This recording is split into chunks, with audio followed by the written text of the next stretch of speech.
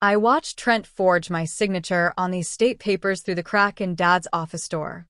His hand moved fast, practiced like he'd been planning this for weeks. The pen scratched across the line where my name should have been. My breath caught, but I didn't move, didn't make a sound. Just stood there in the hallway, my heart hammering against my ribs while my brother stole everything our parents had built. He looked up once, scanning the room like he sensed something. I stepped back into the shadow of the doorway, pressed my spine against the cold wall. After a moment, he went back to the papers, shuffling them into neat piles. That's when I saw it. A small corner of yellowed paper sticking out from under the safe, different from the crisp white documents he was organizing. Different handwriting. Different everything. Trent gathered his forged papers and walked out, whistling. The same tune Dad used to whistle when he worked in the garage. The sound made my stomach turn. When his footsteps faded down the stairs, I slipped into the office. My hands were shaking as I pulled that yellowed corner free. It was an older will. The real one. The paper felt fragile in my fingers, like it might crumble if I breathed too hard. I recognized Dad's handwriting immediately. The careful loops, the way he dotted his I's with little circles instead of dots. This wasn't typed up by some lawyer. This was personal, written in his own hand, dated 3 years before the newer will Trent just signed with my forged name. I scanned the words quickly, my pulse racing. Trust. Control. Legacy. My name appeared more times than I could count. Trent's name appeared exactly twice, and neither mention gave him authority over anything important. My hands trembled as I folded the document and slipped it into my coat pocket. The paper made a soft crinkling sound that seemed too loud in the silent office. Footsteps on the stairs. Trent was coming back. I moved fast, closing the safe's door as quietly as possible, straightening the papers on Dad's desk exactly how they'd been. By the time Trent appeared in the doorway, I was standing by the window, looking out at the backyard where Dad used to teach us to throw a baseball. "Addison," he said, his voice smooth. "Didn't know you were here." I turned slowly, keeping my face blank, just saying goodbye to the house. Growing up, everything Trent touched turned to gold in our parents' eyes. He scraped by with C's and D's in school while I brought home straight A's, but somehow his barely passing grades were celebrated like victories. I remembered Mom framing his first high school diploma like it was a college degree. My own college acceptance letters sat unopened on the kitchen counter for 3 days before anyone noticed them. When I started my own business at 23, built it from nothing into something that actually made money, Dad patted Trent on the back for getting hired at a warehouse. "At least he's working," Dad said when I pointed out the difference. The unspoken message was clear. My achievements were expected. Trent's were miracles. I thought about those moments now, standing in Dad's office while Trent watched me with suspicious eyes. How many times had I swallowed my pride? How many times had I told myself it didn't matter, that love wasn't a competition? Too many to count. And here I was again, pretending everything was fine while my brother literally stole my inheritance. "You okay?" Trent asked, his voice dripping with fake concern. "I know this has been hard." I nodded, just processing everything. Mom's last words to me came back in pieces, fragments I'd pushed away because they hurt too much to examine. She'd been in hospice, her voice barely a whisper, her hand cold in mine. Trent had stepped out to take a phone call, leaving us alone for the first time in days. "Your father," she'd whispered, her eyes fighting to stay focused. "He trusted you with the real plan. Not Trent. You." I'd asked her what she meant, but she'd drifted off before answering. When Trent came back, she never woke up enough to finish the thought. I'd carried those words around for months, turning them over in my mind like a puzzle I couldn't solve. Your father trusted you with the real plan. Now, with the old will burning a hole in my coat pocket, those words finally made sense. The real plan wasn't the fancy typed document Trent had just forged my name on. It was the handwritten will hidden under the safe, the one Dad had written himself and hidden where only someone who really knew him would find it. I pulled the will out again when I got home, spreading it across my kitchen table under the bright overhead light. At the bottom, in Dad's careful handwriting, was a note addressed directly to me. "Addison," the note read, If you're reading this, it means I'm gone, and something went wrong with my plans. I set up an account at First National, account number 847293. Only you can access it. The manager, Harold Prescott, knows what to do. This money is for the family business legacy, the charities your mother and I cared about. Trent doesn't know about this account. He can't. Trust yourself, honey. You're stronger than you think. My hands shook as I read it 3 times, memorizing every word. An account. Money for the charities. Harold Prescott. Dad had planned for this.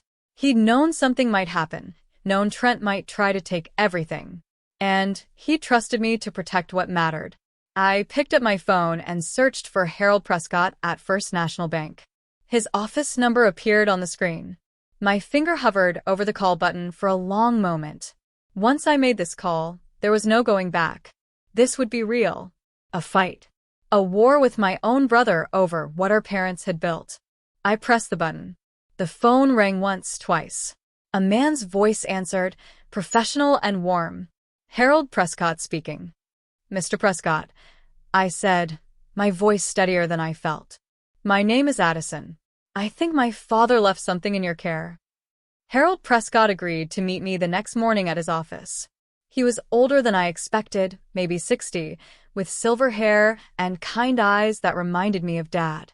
He'd known my father for 30 years, he said, and had been waiting for this call. Your father came to me 3 years ago, Harold explained, pulling a thick folder from his desk drawer. He was worried about Trent. Said he loved both his children, but only one of them understood what really mattered. He wanted to make sure the family legacy stayed protected. He slid the folder across the desk. Inside were documents, account statements, and copies of Dad's handwritten will. The one I'd found. The real one. There were 2 wills, Harold continued. The newer one, the typed one, was created after your father's stroke. He wasn't himself then. Confused, easily influenced. I tried to warn him, but Trent had already gotten to him by then. My throat tightened. So the forged signatures would only matter if we go to court, Harold finished. But there's a clause in the original will that could overturn everything. It requires proof of misconduct, financial impropriety, anything that shows Trent can't be trusted with the estate. I thought about what I'd seen. The forged signature. The hidden will. I drove to Trent's house the next afternoon, the folder from Harold tucked safely in my bag. I'd practiced my calm face in the mirror that morning, rehearsing the right amount of defeat mixed with acceptance. Trent needed to believe I'd given up, that I was just his little sister coming to terms with losing everything. He answered the door with a smile that didn't reach his eyes. Addison, this is a surprise. I just wanted to talk, I said softly. About everything. About the will. He stepped aside, letting me in. The house smelled like Dad's cologne, which made sense since Trent had already moved into the family home. Less than a week after Dad's funeral, and he'd taken over like he owned the place. Which, according to his forged documents, he did. We sat in the living room, the same room where we'd opened Christmas presents as kids. Trent leaned back in Dad's favorite chair, his posture relaxed, confident. He thought he'd won. I know this is hard for you, he said, his voice dripping with false sympathy. But Dad wanted me to handle things. You understand, right? I nodded, keeping my face neutral. That's when I noticed the papers spread across Dad's old desk. Bank statements. Transfer forms. Documents with dates that made my stomach drop. The dates on those papers were wrong. All wrong. Trent had started transferring assets weeks before Dad died. Before the will was even executed. Before he legally had any right to touch a single dollar. I kept my face calm, but my mind was racing, cataloging every detail. I stood slowly, walking toward the bookshelf like I was just looking at family photos. From this angle, I could see more papers. Transfer receipts for Dad's car. Sale notices for Mom's jewelry. Things that weren't supposed to be touched yet, items that should have gone through probate first. You've been busy, I said casually, picking up a photo of us as kids. Trent shrugged. Just taking care of business. Someone has to handle all this stuff. I set the photo down carefully. That's when I saw it. tucked between two books. A small wooden box I recognized immediately. Mom's memory box, filled with the jewelry Dad had given her over the years. The jewelry that was specifically mentioned in the will as being meant for me. I thought Mom's jewelry was still in her room, I said, my voice light. Trent's jaw tightened for just a second. I moved it somewhere safe. Don't worry about it. But I was worried, because that box being here, in his possession, before probate closed meant he'd taken it illegally. One more piece of evidence for Harold's folder. 3 days later, scrolling through my phone at breakfast, I saw it. Trent's social media post, showing him wearing Dad's vintage watch. The watch Dad had bought in 1985, the one he wore every single day until he died. The watch that the will specifically left to me, because Dad knew how much I loved it. The caption made my blood boil. Dad wanted me to have his favorite watch. Wearing it proudly today. Miss you, Pops. It was a lie. A blatant, public lie. And he'd posted it for everyone to see, his ego so inflated he couldn't resist bragging about something he'd stolen. I screenshotted the post immediately, added it to a new folder on my phone. Evidence. That's what Harold had said we needed. Proof of misconduct. This was proof. I texted the screenshot to Harold with a simple message. Exhibit A. His response came back within minutes. Perfect. Keep documenting everything. I spent the rest of that day going through Trent's social media, screenshotting every post where he showed off items from the estate. Dad's golf clubs. Mom's antique china. The painting from the living room. Each post was dated, time-stamped, publicly visible proof that he was distributing assets before he legally could. By evening, I had 17 screenshots. 17 pieces of evidence. 17 nails in his coffin. Harold connected me with Nathaniel Burke, the financial advisor Dad had trusted for 20 years. Nathaniel worked out of a small office downtown, the kind of place that looked unimpressive from the outside but handled millions of dollars in client assets. Your father was brilliant with money, Nathaniel said, spreading documents across his conference table. He built wealth slowly, carefully. He taught Trent about finances, tried to prepare him. But Trent never listened. He pointed to a series of recent transactions. These are from the estate accounts Trent now controls. Look at the pattern. Large withdrawals every few days. No clear purpose. No documentation. He's bleeding the accounts dry. I studied the numbers. In just 3 weeks, Trent had withdrawn nearly $40,000. For what? Living expenses shouldn't be anywhere near that high. If this continues, Nathaniel said quietly, he'll mismanage the entire estate within a year. And here's the important part. The will, even the fake one he used, has a clause about financial responsibility. If an executor mismanages funds, they can be removed. Their authority voided. Legally? I asked. Completely legally. Nathaniel smiled. Your father made sure of that. Even if Trent fooled everyone about the will, he can't fool his way past mathematics. Numbers don't lie. I left his office with copies of every transaction, every withdrawal, every piece of financial misconduct. I drove to the family home, the house where Trent now lived, on a Thursday afternoon. I told him I wanted to pick up some of Mom's old photos, things he wouldn't care about. He barely looked up from his phone when he let me in. Whatever, he muttered. Just don't take anything important. I walked through the house slowly, my phone camera ready. The gutters were overflowing with leaves. The paint on the porch was peeling. The garden Mom had spent years cultivating was overgrown with weeds. Inside, dishes piled in the sink. Dust covered every surface. The house was falling apart. According to the will, even Trent's forged version, the executor had a responsibility to maintain the property. Failure to do so could result in legal consequences. I photographed every neglected corner, every ignored repair. The leaking faucet in the bathroom, the cracked window in the basement, the broken step on the back porch that Dad had always meant to fix.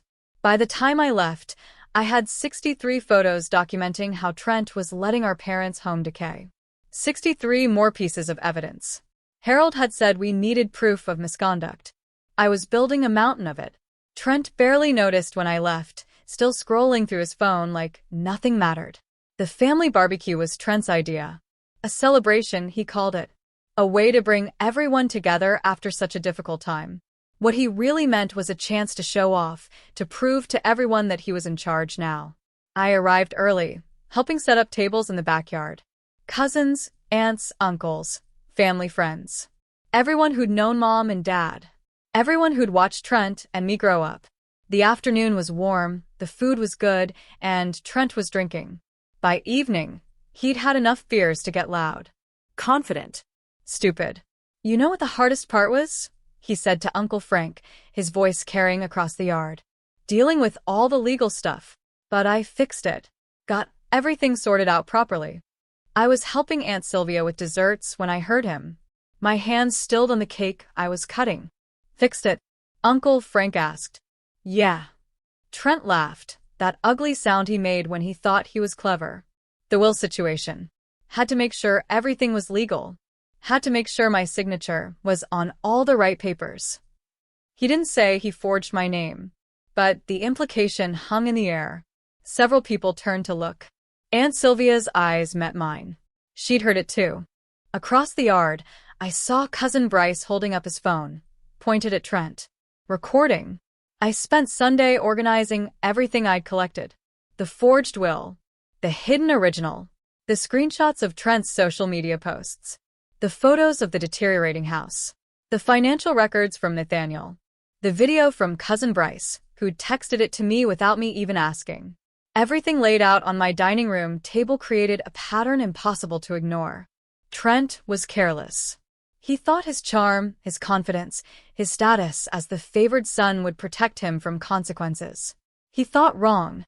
I was building a legal case, yes. But I was also seeing my brother clearly for the first time. The way he took credit for things he didn't earn. The way he expected the world to hand him everything. The way he'd learned to manipulate our parents' love into favoritism. Part of me felt sorry for him. The part that remembered us as kids, playing in this same backyard, before everything got complicated. But that part was getting smaller every day. My phone buzzed. A text from Harold. Bank manager wants to talk. Says there's something you need to see. I texted back immediately. When? Tomorrow morning. 9 a.m. I looked at the evidence spread across my table. Whatever the bank manager had to show me, it was one more piece of the puzzle. One more step toward taking back what was rightfully mine. The bank manager's name was Patricia Holmes. She was younger than Harold, maybe 40, with sharp eyes and a no-nonsense attitude that reminded me of Mom. She didn't waste time with small talk. I've been tracking unusual activity on the estate accounts, she said, pulling up records on her computer screen. Your brother has made several large withdrawals. But that's not what concerns me most. She turned the screen toward me. These withdrawals are all marked as estate expenses. But when I cross-reference them with actual estate costs, probate fees, legal services, nothing adds up. The numbers don't match. I leaned forward, studying the screen. Withdrawals of $3,000, $5,000, $8,000. All marked as legitimate expenses. All lies. Where's the money going? I asked. Patricia clicked through to another screen. Based on the withdrawal patterns and timing, I'd say personal expenses. Luxury items. Entertainment. He's treating the estate like his personal bank account. Can you testify to this? I asked. If it goes to court? She met my eyes directly. If it means protecting the integrity of the estate? Absolutely. Your father banked with us for 30 years. He trusted us to watch over his money. I won't let his son steal it. I left the bank with printed copies of every transaction, every withdrawal, every piece of financial evidence. The case was getting stronger by the day. That night, I couldn't sleep. I kept thinking about childhood, about the way Trent had always gotten away with everything. The time he broke Mom's favorite vase and blamed it on me. The time he crashed Dad's car and somehow convinced them it was an accident, not recklessness. The time he borrowed money from me and never paid it back, and Mom told me to just forgive him. I'd spent my whole life forgiving him, accepting less, making myself smaller so he could feel bigger. And I was done. Around midnight, I remembered the attic. We'd moved boxes up there when Mom got sick, clearing out space for her hospital bed downstairs. I hadn't been up there since. I drove to Trent's house in the dark, parked a block away, and let myself in with the spare key Dad had given me years ago. The attic was dusty, filled with childhood memories. I searched through boxes with a flashlight, moving as quietly as possible. Old toys, school papers, photo albums. Then I found it. A small wooden box with my name carved into the lid. Dad's handwriting. Inside was a key. Small, brass, attached to a tag with numbers written in Dad's careful script. A safety deposit box number. I'd forgotten this existed, but Dad clearly hadn't. I took the box and left, locking the door behind me. The safety deposit box was at a different bank, one across town that Dad had used before he switched to First National. The manager verified my ID, checked my name against the box registration, and led me to a private room. Inside the box were letters. Dozens of them, written in Dad's handwriting, dated over the past 5 years. Some addressed to me. Some to Mom. Some just notes to himself. I read through them slowly, tears blurring the words. One letter, dated 2 years ago, stopped me cold. Trent stole from the business last year. Took $3,000 from the charity account to pay gambling debts. I covered it up, paid it back myself. I should have let him face consequences. I should have taught him accountability. Instead, I taught him he could always get away with it. That's my failure as a father. My hands shook as I kept reading. Addison is different. She works hard. She's honest. She doesn't take shortcuts. She reminds me of her mother. When I'm gone, she'll know what to do with the legacy. She'll protect it the way I should have. At the bottom of the box was a small ledger. Records of the charity initiatives Dad had planned. Programs for kids, scholarships, community projects. All organized, all detailed.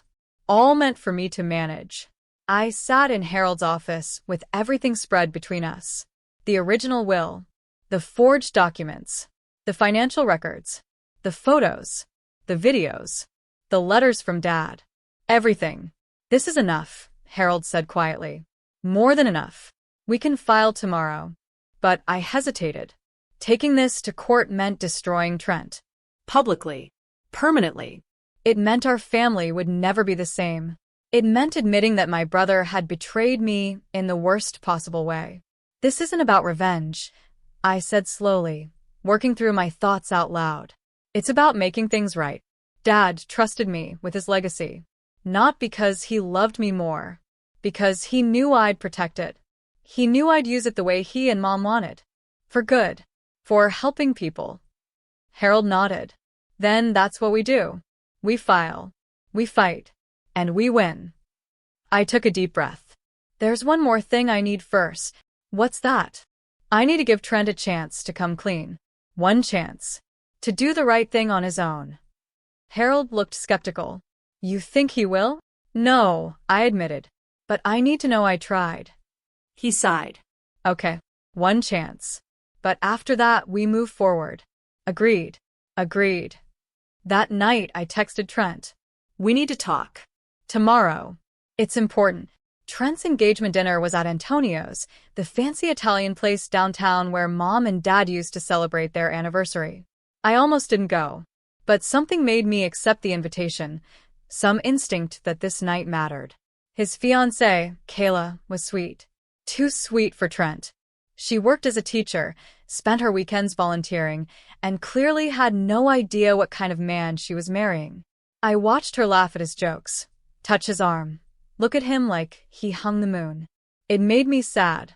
After dinner, while Trent was outside taking a phone call, Kayla pulled me aside near the restrooms. Her smile was gone. She looked worried. Addison, she said quietly, glancing toward the door. I need to ask you something. Okay. Is he hiding things from me? She bit her lip. Money stuff. He keeps getting packages, expensive things. But he says he can't afford to help with wedding costs. And he won't let me see any of the estate paperwork. Says it's too complicated for me to understand. My heart broke for her. She was just another person Trent was using, another victim of his selfishness. Kayla, I said carefully, if you have doubts, you should trust them. She nodded slowly. Then she reached into her purse and pulled out a leather binder. I found this in his car. I think you should see it. The binder contained Trent's real plans. Sale agreements for the family home. Contracts with real estate agents. Estimates for property value. He was planning to sell everything, pocket the money, and disappear before anyone could stop him. There was even a timeline. Close the probate in 6 weeks. List the house in 8. Close the sale in 12. Take the money and move to Florida with Kayla, leaving everyone behind. The most damning part? Several pages detailed how he'd bypass the will's restrictions. How he'd forge additional documents. How he'd claim the house needed immediate sale for estate debt, which was a complete lie. Everything written in his own handwriting. Every crime documented by his own pen. I photographed every page while Kayla watched. When I finished, she spoke quietly. I can't marry him. I see that now. I'm sorry, I said, meaning it. She shook her head. Don't be. Better to know now than after the wedding. We went back to the table. Trent returned from his call, all smiles and charm. He had no idea his entire plan had just fallen apart. No idea his fiancée had just handed me the evidence that would destroy him. I smiled across the table at him. Great dinner, Trent. Thanks for inviting me. He raised his glass. To family. I clinked my glass against his, knowing it was the last time we'd share a meal like this. The house sale collapsed 2 days later. I'd contacted the buyer privately, showed them the will clause that prohibited sale without court approval and multiple heir signatures. Showed them the ongoing legal questions about the estate. No buyer wants that kind of liability. They withdrew their offer immediately. Trent called me that afternoon, his voice tight, with barely controlled rage. What did you do? I don't know what you mean, I said calmly. The house sale. It fell through. The buyers said there were legal issues. What did you tell them? Just the truth, Trent. That's all. He was silent for a moment. I could hear him breathing hard on the other end of the line. You're going to regret this, Addison. Maybe, I said. But probably not. He hung up without another word. Within hours, Kayla called him. I didn't hear that conversation, but I heard about it later. She told him she knew about the binder, about the plans, about the lies. She'd given him back the ring and walked away. Trent showed up at my apartment that night, pounding on the door. I didn't answer. Just watched through the peephole as he yelled, threatened, demanded I talk to him. When he finally left, my hands were shaking. But I felt strong. Stronger than I'd ever felt. Because I wasn't backing down anymore. Harold filed the legal paperwork on a Monday morning. A petition to invalidate the probate, remove Trent as executor, and establish me as the rightful heir according to Dad's original will. The court date was set for 3 weeks later. Trent's lawyer tried to fight it. Sent threatening letters. Demanded we drop the case. But Harold had built something unshakable. Every piece of evidence organized, documented, cross-referenced. The forged signature. The premature asset transfers. The financial mismanagement. The public admissions. Dad's original will with Harold's testimony about its authenticity. Trent tried to defend himself in court. Stood up and swore he'd done everything legally. That Dad wanted him to have control. That I was just jealous and bitter. His lawyer kept trying to stop him from talking, but Trent wouldn't listen. He kept going, kept explaining, kept contradicting himself. First he said he didn't know about the original will. Then he said the original will was invalid. Then he said Dad changed his mind. Then he said he was just following Dad's wishes. Each statement contradicted the last. The judge watched him with increasingly skeptical eyes. When it was my turn, I simply presented the evidence. Let the documents speak for themselves. The judge asked one question. Ms. Addison, what do you intend to do with the estate if I rule in your favor? Honor my parents' wishes, I said. Continue their charitable work. Maintain their home. Protect their legacy. The judge ordered a recess to review all evidence. We waited in the hallway for 2 hours. Trent wouldn't look at me. Just sat with his lawyer, his face red, his hands clenched. When we returned to the courtroom, the judge looked directly at Trent. "I've reviewed the evidence," she said. "The forged signature, the financial records, the social media posts, the recorded admission of misconduct. Mr. Trent, your behavior has been not only inappropriate but potentially criminal. You've violated your fiduciary duty. You've mismanaged estate assets. You've acted in your own interest rather than the estate's interest." She turned to me. "Ms. Addison, I've also reviewed your father's original will, along with testimony from Harold Prescott confirming its authenticity. This document clearly represents your father's true wishes." My heart was pounding so hard I could barely hear her next words. "Therefore, I'm invalidating the current probate. All transfers and sales made under Mr. Trent's authority are frozen, pending a complete reassessment. I'm appointing Ms. Addison as temporary executor until final determination is made." Trent's face went white. His lawyer put a hand on his arm, but he jerked away. "This is insane," he shouted. "That will is old. Dad changed his mind." The judge's voice turned ice cold. "Mr. Trent, one more outburst and I'll hold you in contempt. Sit down." He sat. The reassessment took 6 weeks. During that time, forensic accountants went through every transaction Trent had made. Every withdrawal, every transfer, every expense. What they found was worse than I'd imagined. Gambling debts, luxury purchases, vacations. Trent had burned through almost $100,000 of estate money on himself. Money that was supposed to go toward debts, taxes, and eventually distribution to heirs. Money he'd stolen while pretending to be a responsible executor. The final hearing was short. The judge reviewed the accountant's report, looked at Trent with something close to disgust, and made her ruling. Based on the evidence of financial misconduct, asset misappropriation, and fraudulent documentation, I'm removing Mr. Trent from all authority over the estate. Furthermore, he will be required to repay the misappropriated funds. Ms. Addison is appointed permanent executor and primary beneficiary according to the terms of the original will." She paused. "Mr. Trent, you should consider yourself fortunate that the family has chosen not to pursue criminal charges. Yet." I watched Trent's face crumble.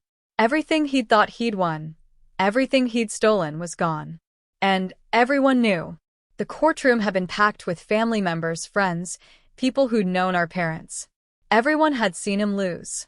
As we left the courthouse, a courier approached me. "Ms. Addison?" He handed me an envelope. Inside was a letter. Dad's handwriting. I opened Dad's letter in my car, my hands trembling. It was dated a month before his death. "My dear Addison," it began. "If you're reading this, it means everything has played out as I feared. I'm sorry I wasn't stronger. Sorry I let Trent manipulate me in my final days. Sorry I didn't protect you better.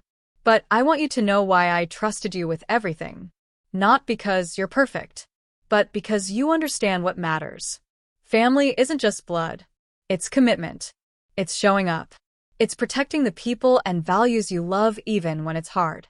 Your mother and I built something good in our lives. We helped people. We gave back. We tried to leave the world a little better than we found it. I know you'll continue that work. I know you'll use what we built to help others, not just yourself. Trent was never taught accountability. That's my failure. I hope he learns from these consequences. I hope he becomes the man I always believed he could be. But protecting him from consequences wasn't love. It was enabling. You're stronger than you know, sweetheart. Trust yourself. Do what's right. And remember, we're always proud of you." I sat in that parking lot and cried. For Dad. For Mom. For the family we used to be. For everything that had been lost and everything that remained. Then I started the car and drove toward the future Dad had trusted me to build. It took 6 months to restore the house. I hired contractors to fix everything Trent had neglected, repaired the gutters, painted the porch, replanted Mom's garden. Slowly, the house came back to life. The charity programs took longer. I worked with Harold and Nathaniel to restructure everything according to Dad's plans. scholarships for local students, support for struggling families, programs that actually helped people instead of just sounding good. On the anniversary of Dad's death, I stood in the restored house, placing his vintage watch on the mantel. The court had returned it to me along with everything else Trent had taken. I could have kept it in a drawer somewhere, but it belonged here, in the house Dad loved, displayed where he would have wanted it. I thought about Trent sometimes. He'd moved away, was working some regular job, trying to rebuild his life. We didn't speak. Maybe someday we would. Maybe not. I'd forgiven him, not because he deserved it, but because carrying anger was exhausting. But forgiveness didn't mean forgetting, didn't mean trusting, didn't mean letting him back in. I'd learned something important through all of this. Knowing your worth isn't arrogance. It's survival. Fighting for what's rightfully yours isn't selfish. It's necessary. And sometimes the people you love most will hurt you worst. That's not a reason to stop loving, but it's a reason to love yourself more. I walked through the quiet house, touching the walls Dad had painted, sitting in the chair Mom had loved. This was my inheritance. Not the money, not the property, the responsibility, the purpose, the chance to honor them by living the values they taught me. I didn't take back what was mine out of revenge. I did it because I finally remembered who I was and who I was meant to be.